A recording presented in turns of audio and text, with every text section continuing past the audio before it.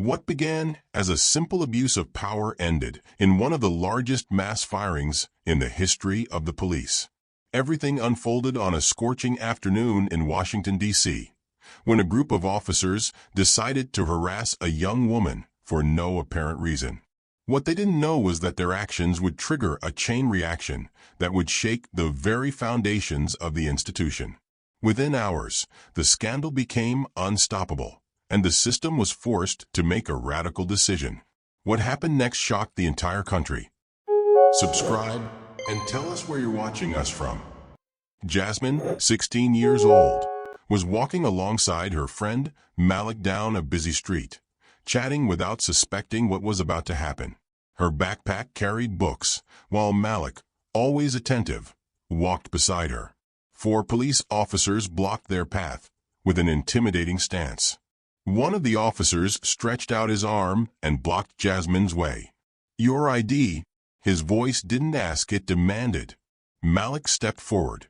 "Why?" "She didn't do anything." The response was a violent shove. In the blink of an eye, the atmosphere grew tense. "Leave her alone," a woman shouted from the sidewalk. She was an older lady with graying hair and a firm gaze. "You have no right to do this." Her voice trembled, but she didn't back down. One of the officers looked at her with irritation. "Keep walking, ma'am. This doesn't concern you." She pressed her lips together, but didn't move. "Are you really going to do this in front of everyone?" The leader of the group smirked. "And who do you think is going to stop us?" Jasmine felt panic take over her body. Her heart pounded violently. She couldn't let this happen. With a sudden movement, she spun on her heels and tried to run. But she had barely taken 2 steps when she felt strong hands seize her arms. "Where do you think you're going?" a police officer growled, twisting her arm behind her back. Jasmine let out a strangled cry. Malik tried to approach again, but the officer shoved him against the wall. "Back off, or we'll arrest you," another officer threatened. Malik, furious and helpless, watched as one of the officers placed his hand on his gun, as if waiting for an excuse to use it. His heart raced. If he didn't do something now, everything would spiral out of control. With trembling hands, he pulled out his phone and started recording. The first officer, his voice rough and dripping with prejudice, began harassing Jasmine, hurling insults and baseless accusations. The young girl, scared and confused, didn't know how to react. Her eyes widened, reflecting the pain of being judged without reason. Without permission or warning, a police officer yanked her backpack away and dumped its contents onto the ground. "There's always something, you just have to look," he sneered. Meanwhile, Malik, his hands shaking but determined, recorded every second of the brutal encounter. The commanding officer flashed a falsified document. "This is going to take a while," he said mockingly. The footage captured the officers shoving Jasmine, violently separating her from Malik, who struggled to get closer. The scene was a blend of cruelty and helplessness, a vulnerable young girl subjected to inhumane treatment, and a powerless friend, armed only with his camera, trying to preserve the truth. The video, with its raw authenticity and unjustified violence, was uploaded to social media within seconds. The impact was immediate. Comments flooded in, inundating digital platforms with outrage and condemnation. The story spread exponentially, capturing the attention of hundreds who demanded justice and a change in the way people were treated. The viral nature of the video not only exposed the brutality of the abuse, but also became a catalyst for action, setting the stage for interventions that would challenge the system and mark a turning point in the fight for social justice. Malik's shaky video exploded on social media. Within seconds, thousands of people were watching police brutality up close.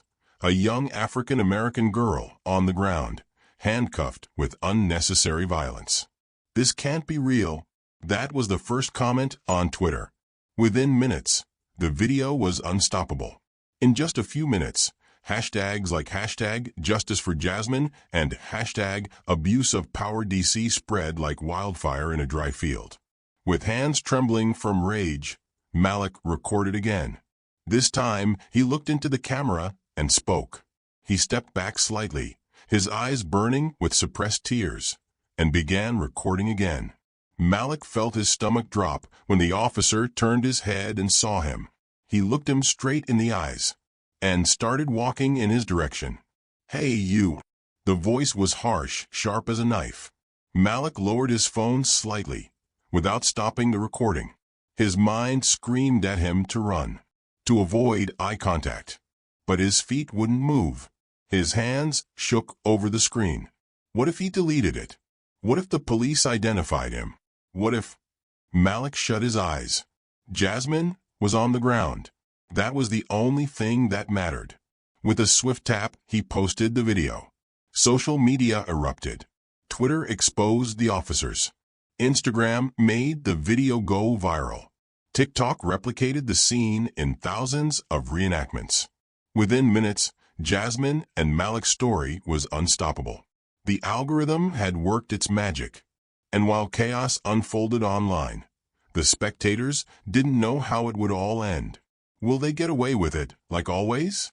That was the question on everyone's mind, helpless in the face of the situation. Inside a black SUV, the elegance of the cabin contrasted with the tension that filled the air. Michelle Obama was reviewing documents on her tablet, her posture relaxed yet alert. In front of her, her assistant, Clara, was checking social media on her phone, trying to distract herself while the vehicle advanced. The faint buzzing of a notification stood out among the external noise. Clara took a quick glance at the phone, but what she saw on the screen made her frown. She tapped the video with an anxious gesture, and the car seemed to become a smaller space as the images began to play. A few seconds later, Clara looked up, with an expression of astonishment and a tense jaw. "Michelle, you have to see this." Michelle looked up from her tablet, noticing the barely perceptible tremor in Clara's voice. Without saying a word, she extended her hand to take the phone. The video began to play. The shaky image showed a young woman on the ground, surrounded by police officers, while her voice, laden with terror and frustration, broke the silence of the cabin. Michelle tilted her head forward, her eyes scrutinizing every detail as if she could find hidden answers in the officers' brusque gestures. "What are they doing? Why are they treating her like this?" she murmured, more to herself than to Clara. Clara swallowed and pointed at the screen. "This is Jasmine, and the one recording is her friend Malik. Look at the title, Michelle. Police abuse in D.C. This is happening right now, and we are just a few blocks away." Michelle did not take her eyes off the video until it ended. Despite her experience handling public crises, there was something in those images that deeply moved her. It was not only the act itself, but the cold indifference of the police officers, the palpable fear in Jasmine's eyes. Michelle exhaled, as if trying to contain the rage that was growing inside her. Before she could respond, Clara interrupted with a new discovery. "Wait, there is another video. The guy who recorded the first one just uploaded it." Michelle raised her eyebrows, extending her hand so that Clara could show her the new clip. This time, Malik appeared in front of the camera, his eyes reddened and his voice broken. "I want everyone to know the truth. Jasmine and I were having a normal morning, walking downtown like any other day. We didn't do anything wrong. We just wanted to enjoy a day off from school. And then they appeared." Malik paused. The labored breathing forced him to look away, as if he needed a second to muster the strength necessary to continue. "They separated us. They pushed me away from her. I couldn't do anything. When I tried to help her, one of them shoved me and threatened me. They told me that if I moved or said anything, they were going to arrest me too. I couldn't save her, so I did the only thing I could think of. I recorded. I recorded everything because the world deserves to see this. Because Jasmine deserves justice." Michelle felt the weight of injustice intensify. "This is not just an abuse of power," Michelle said, her voice laden with gravity. "It is a fracture in the trust of an entire system. This cannot remain like this. Clara, with a furrowed brow, nodded vigorously. This is already going viral. The comments won't stop. People are furious. But you can amplify this, Michelle. You can give it real visibility. Michelle closed her eyes for a moment, her mind working quickly. She took a deep breath before giving a simple but firm instruction. Tell the driver to take us to the location. Now. I'm not going to sit here watching this from the comfort of a car. Clara transmitted the order to the driver, and the SUV changed direction, zigzagging between the lanes with palpable urgency. Clara, I want you to record something as soon as we arrive. This cannot remain just as a video that people forget tomorrow. We are going to proceed with evidence and make the system improve. The assistant nodded, already anticipating the weight of what they were about to do. As the SUV approached the scene of the incident, the echo of the shouts and the police sirens became increasingly clear. Michelle adjusted her posture and looked out the window, her eyes fixed on the approaching scene. As the SUV advanced, Michelle received a call from an unknown number. She hesitated for a moment before answering. The dry and controlled voice on the other end of the line says, "It's none of your business, Michelle. Stay in your office and carry on with your life. Don't make this any bigger than it already is." Michelle remained silent. She did not recognize the voice, but the message was clear. The warning was an attempt at intimidation. Clara, sitting beside her, watched her expression harden. Michelle hung up without saying anything further and stated, "We'll be there in 5 minutes." At that moment, the determination that had led her to be one of the most influential women in the world shone like never before. This would not be a mere appearance. It would be an act of defiance against injustice. The roar of the SUV's engine resonated softly and steadily, a hum muffled by the vehicle's impeccable insulation. Michelle observed the chaos unfolding in front of her through the tinted windows, her eyebrows slightly furrowed and her lips set in a line of determination. The SUV advanced slowly, making its way through the growing tumult of the crowd gathering ahead. The SUV stopped abruptly. Outside, the crowd roared like a living beast, every shout, every raised phone, every banner waving like war flags. Michelle closed her eyes for a second. The weight of what she was about to do fell upon her like a cold wave. She knew there was no turning back. She took a deep breath, feeling her heart pounding in her chest, and placed her hand on the door handle. A whisper on the security radio stopped her. "Ma'am Obama, we recommend that you wait. We do not know how the crowd will react." "I don't have time to wait," she murmured. And she opened the door.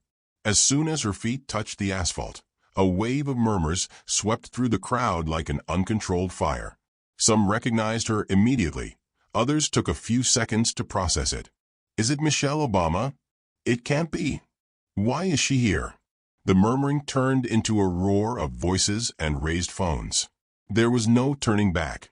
Clara followed her, with the phone in hand and a look of concern on her face. "It's a sea of people, Michelle. Are you sure about this?" Meanwhile, at the epicenter of the chaos, the police officers were trying to maintain control. Jasmine remained on the ground, her face marked by tears and dust, while Malik, behind the police line, continued recording every second. "This cannot be happening." "Let her go," shouted a woman in the crowd. A young man tried to approach, but a police officer pushed him back without hesitation. "Back off. This is a police matter," bellowed the officer, but the roar of the crowd only grew. Time seemed to have slowed down. With every passing second, the shouts and protests intensified. More cameras appeared, more phones were raised, capturing every angle, every gesture. The pressure was palpable. The officers began to look around nervously, aware that the control they believed they had was slowly crumbling. Michelle got out of the SUV with a composure that silenced the clamor of the crowd. Her firm gait cut through the air like a silent declaration of authority. Beside her, Clara remained calm, while the bodyguards formed a natural perimeter around her. The people began to murmur. Some recognized her immediately. Others felt her power before understanding who she was. Michelle advanced with a firm step. At the epicenter of the chaos, Michelle stopped for a moment, observing the scene. The police officers were putting Jasmine, still handcuffed, into the patrol car. The young woman seemed disoriented. At that moment, a heartbreaking scream broke the air. A man in the crowd, outraged by the treatment of Jasmine, pushed one of the officers. In response, another officer drew his weapon, pointing at the man with a severe warning. The tension escalated instantly. The crowd reacted with an unsettling murmur, some retreating, others advancing with clenched fists. A single false move and the situation would become uncontrollable chaos. Michelle wasted no time. She took a step forward, her voice cutting through the adrenaline-charged atmosphere. "Put that weapon down right now," she ordered, with a firmness that resonated in every corner of the street. The officer hesitated, surprised by the authority of that voice. His gaze went from the crowd to Michelle, and without knowing exactly why, he lowered the weapon with a gesture of doubt. However, another officer, a younger one and visibly tense, felt that the situation was getting out of his hands. He moved abruptly, as if he were going to take control of the matter. But one of Michelle's bodyguards, alert to the slightest hint of danger, stepped forward with his hand near his jacket, ready to act if necessary. Time seemed to freeze. The crowd held its breath. Everything could collapse in a second. Then Michelle raised a hand, a simple gesture, but enough to stop any escalation of violence. Her authority did not depend on force, but on her presence. The bodyguard stepped back without taking his eyes off the young officer, and he, with clenched lips, remained motionless, understanding that he had crossed a dangerous line. It was at that moment when a police officer, who seemed to be the chief, turned when he heard the firm steps of Michelle approaching. He did not recognize her immediately, but something in the way the woman walked in front of him, surrounded by such an imposing team, made him hesitate for a moment. Michelle did not stop. With her head held high and a fixed gaze, she walked towards him, crossing the last stretch between her and the officer. "What's happening here?" His voice was calm but laden with authority. The officer looked at her sideways, but his thoughts seemed confused. He did not recognize her. In his mind, Michelle's presence was nothing more than a woman with undeniable power, and he did not immediately understand the weight of who was in front of him. Without saying another word, Michelle stepped back, watching as he quickly got into the patrol car and ordered his colleagues to leave the scene. The crowd watched in silence. The scene became even tenser when, a few seconds later, the officer opened the door again. The officer had reflected. Perhaps doubt had settled in his mind, and the officer, with a visibly uncomfortable expression, got out quickly. "Excuse me," said the officer, in a tone that had neither the confidence nor the firmness he had shown before. "I did not know who you were." "My apologies, Mrs. Obama." Michelle, although surprised by his change of attitude, looked at him calmly, without a trace of arrogance, but with an understanding that was even more imposing. "That's all right," Michelle replied, maintaining her calm, but with the certainty that she could not let this opportunity pass to deliver a clear message. "The important thing is that now I understand that we both know what is right." The officer lowered his head, ashamed, and although he said no more, he finally agreed to speak with Michelle. The tension that had previously enveloped the place began to fade, as if the mere fact that such a respected figure intervened had rearranged the pieces of the conflict. The citizens, who watched silently from the sidewalks, began to murmur among themselves, assimilating what had just happened. The tension in the air was palpable. Michelle remained firm, her face unchanging, as she watched the police officer, who had quickly gotten out of the patrol car after his sudden reflection. The sound of footsteps on the concrete was the only thing that broke the silence, until the officer, clearly nervous, began to speak. "Mrs. Obama, it wasn't what it seems," said the police officer, raising his hands in a defensive, almost pleading gesture. This was a confusion. Jasmine, she was agitated, and, well, it was necessary to take measures. She had to be controlled. Michelle looked at him intently, her eyes sparkling with a calm that only those who truly understood the power of her presence could perceive. Beside her, Clara remained silent, watching everything, while Michelle's bodyguards formed a discreet line behind them, like a shadow that never ceased to loom. "Confusion, huh?" Michelle asked, her words filled with a calculated calm. "A confusion that involves an innocent young woman being arrested without any reason, after having been harassed throughout the process? Is that what you're saying?" The police officer swallowed. He could feel the weight of Michelle's words, and the unexpected turn she had given the conversation had left him bewildered. He tried to cling to what remained of his control, but he failed. The silence was so dense that he could hear his own breathing. "Look, Mrs. Obama," he continued, trying to regain some composure. "I know this doesn't look good. It was an exaggerated reaction, but I can't." "You can't? Or you don't want to?" Michelle interrupted, her voice much lower but laden with a soft threat. "You can't justify this. Everything is recorded." The police officer was left speechless. The mention of the recording was like a direct blow to his stomach. He had no way to get out of that situation. Michelle was not giving room for excuses, and it was clear that she was using everything she had to disarm him. "Let me make it clear, officer," Michelle continued, stepping one step closer, without losing her composure. "Jasmine did nothing to justify her arrest. In fact, the only person who should be under arrest here is you, for abuse of power and discrimination.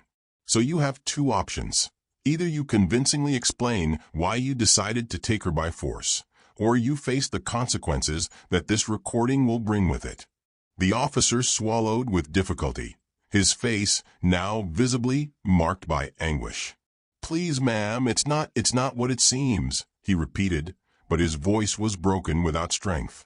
"I am willing to cooperate, but—" "Cooperate?" Michelle interrupted with a touch of sarcasm. "What you need to do now is release her immediately. If you don't, you will have to face not only an investigation into your actions, but you will become the face of a case of police discrimination that will shake the foundations of this department. And believe me, that is not something you can face alone. Not without support, not without consequences." The officer looked around, as if searching for an escape. His jaw tensed, and his trembling hand touched the radio on his belt, hesitating. It was an almost instinctive gesture, a desperate reaction from someone who did not want to lose control. The air thickened. Would he dare to challenge Michelle Obama in public? The crowd held its breath, waiting for his next move. For a moment, everything was suspended on an invisible thread. Michelle took a step forward, her firm gaze fixed on him. "If you call for backup now, you sink further," she said in a low, icy tone. "If you do the right thing, perhaps you won't have to carry this for the rest of your life." The officer swallowed. His hand slowly moved away from the radio. His shoulders slumped. The battle was lost. The police officer, unable to withstand any more pressure, slowly nodded, defeated. "All right, I'll release her." Michelle looked at him for a moment, as if she were evaluating the sincerity of his words. Then, her face softened just a little, and she nodded. "This is what we will do," she said, maintaining her firm voice, but with a serene calm that only someone with her experience could achieve. "You are going to release her right now, without delay. If you do, the investigation will be easier on you. If not, you will have nowhere to hide. Do you understand?" The officer nodded his head, no longer having the strength to argue. As if an invisible force had released the weight from his shoulders, he took a step back and headed towards the patrol car to release Jasmine. While Michelle watched him, her mind kept calculating the possibilities. This was not only a victory for Jasmine. It was also a lesson that he, the police officer, would never forget. In a matter of seconds, the officer kept his word.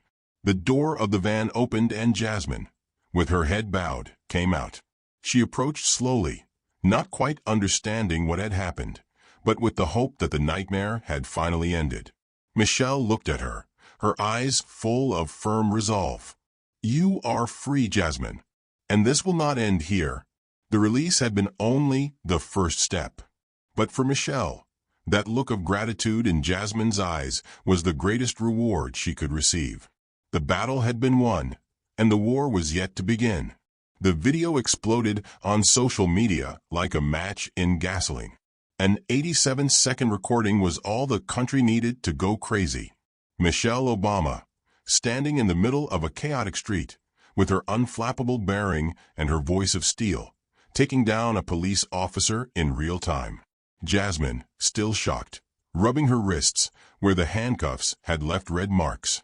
The patrol car with the engine on, ready to start, but halted by the crushing weight of truth. The clip spread on Twitter, Instagram, and TikTok, being replicated with titles such as "Ex-First Lady Confronts the Police and Rescues an Innocent Young Woman." Michelle Obama Exposes Police Abuse Live. Shocking. Watch how she unmasks the corrupt authority. The hashtags #JusticiaParaJasmine and #Michelle vs. El Sistema became trending in a matter of hours. The comments ranged from astonishment, indignation, and demands for justice. If this happened to Jasmine with Michelle Obama there, imagine what is happening to the rest of us, wrote a user with 500,000 followers. "We don't want apologies, we want consequences," replied another activist. But what really ignited the fire was the viral edit that someone, an anonymous user with a talent for storytelling, made of the video. Red circle cut 1. The slow motion of the exact moment when the officer tries to make excuses and Michelle disarms him with her look. Red circle cut 2. A dramatic zoom on Jasmine's face when she is released, with the caption, "She shouldn't have been there in the first place." Red circle cut 3. Michelle saying, "This will not end here," with epic music in the background. The impact was immediate. The unstoppable pressure. In less than 12 hours, the police department received over 150,000 calls and emails demanding answers. The next morning, the police station woke up besieged by a massive protest. People were not asking for apologies. They demanded justice. The politicians had no choice. The mayor called an emergency press conference. The state attorney general announced a priority and transparent investigation. Even the president was forced to address the case during a press briefing. "We have seen the video. It affects us all. And I promise you that this government will take action." But in the shadows, the authorities knew what was at stake. This was not just a case of discrimination. It was a breaking point. The chief officer and his colleagues were suspended with pay while the investigation progressed, a measure that only increased the people's anger. And then silence. The news stopped updating. There were no more statements. No high-ranking police official spoke. The indignation continued on social media, but those with the power to act seemed to have disappeared. Fear seeped into the comments. "They are ignoring us. Are they really going to cover this up? If not even Michelle Obama could do anything, what hope do we have?" The protest outside the police station grew, but the officers coming out said nothing. The city felt the weight of a pattern repeated too many times. The same old story. And then one tweet changed everything. A journalist published the officer's record, 32 previous reports of abuse of authority. The bomb had dropped. They could no longer hide it. Michelle said nothing. She barely posted a single image on her Instagram account.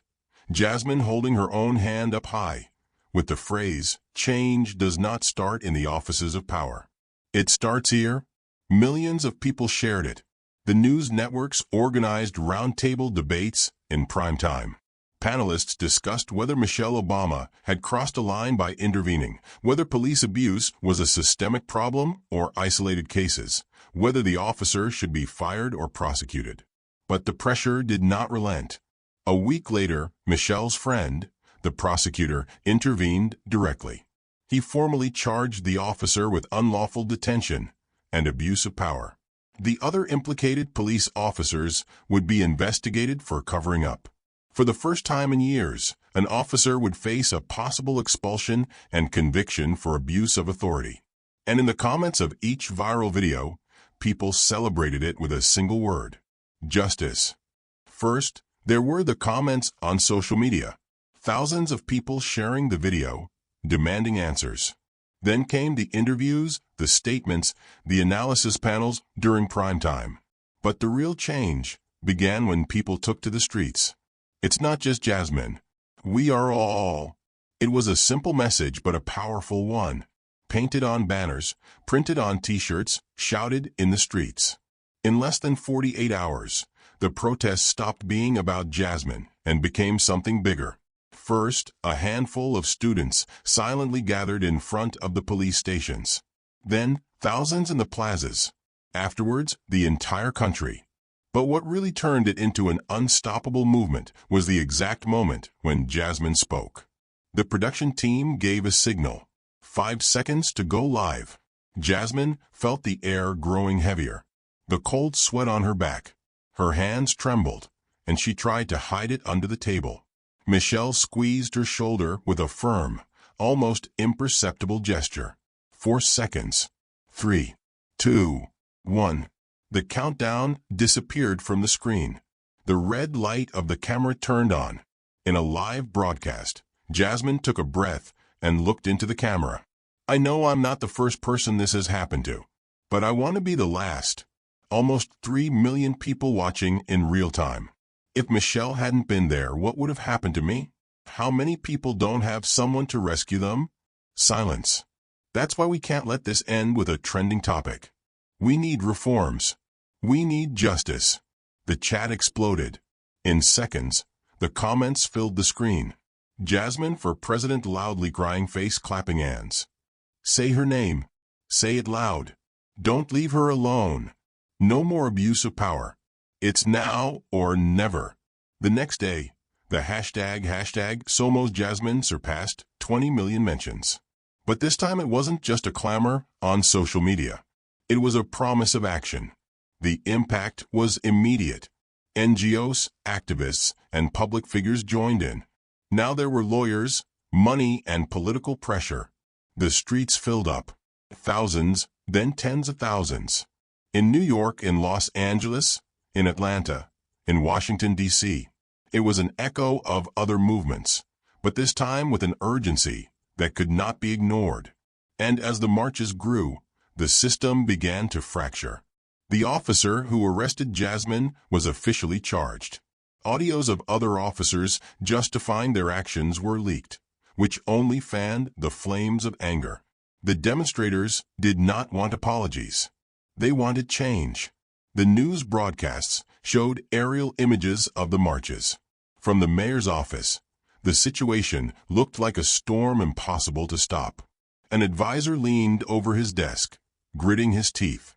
If we don't do something now, this is going to get out of our hands. The mayor closed his eyes. Outside the building, a crowd chanted his name, but not with respect, rather with fury. I know. He took a breath and leaned toward the microphone. Call the press. I'm going to make an announcement. In an attempt to calm the situation, the mayor announced a review of all cases of unjustified detention in the last decade. But no one was satisfied with promises. They wanted structural reforms. They wanted real transformation. When the crowd gathered in front of Congress, the scene was worthy of history. Jasmine, standing on the stage, with the sun reflecting on her face. Beside her, activists, community leaders, public figures. In front, thousands of people holding banners with a single message. Power does not protect us if it does not respect us. Then Michelle took the microphone. What happened with Jasmine was not an isolated mistake. It is a reflection of a system that needs to change. And, believe me, it is going to change. The words ignited the crowd. The roar of approval was deafening. We will not stop until every person in this country can walk without fear. Until every officer understands that their uniform does not give them power, but responsibility. That day, at that moment, the incident ceased to be a case and became a symbol. Jasmine was not just Jasmine. She was the face of a larger struggle. And the world was watching. The pressure did not yield. Not this time. The protests did not subside with lukewarm statements, nor with empty apologies. Every day, the clamor for justice grew like a wave impossible to contain. The media called it El Punto de No Retorno. The officer who abused Jasmine was suspended immediately. But that was not enough. Not with the video reaching every corner of the country. The scandal exploded. His record came to light. Reports, complaints, witnesses. He could no longer hide behind the uniform. Michelle Obama moved her pieces on the board. A call. A closed-door meeting with civil rights prosecutors. The trial was broadcast live, with millions of people watching it. Jasmine sat on the stand, narrating her experience, with a firm voice that shook the nation. The judge took a breath. An unbearable silence fell over the room. Jasmine clenched her fists. The lawyers exchanged tense looks. Every second seemed to stretch in time. Finally, the judge looked up and spoke. The verdict came like a thunderclap. Guilty. The word echoed in the room like a hammer blow. The officer, with his tense jaw, barely blinked. But the judge had not finished. Abuse of authority. Unlawful detention. Falsification of reports. A deathly silence fell before the final sentence. 15 years of prison and the total loss of police benefits. When the sentence was read, the streets erupted in cheers and applause. For a second, there was silence. And then it exploded. The streets roared with shouts of victory. People embracing. Cries of relief. Banners raised to the sky with firm fists. It was not only justice. It was history. Not only for Jasmine, but because finally someone in the system was paying for the consequences of their actions. But the people were not satisfied with just a conviction. They wanted structural changes. Congress had no choice but to act.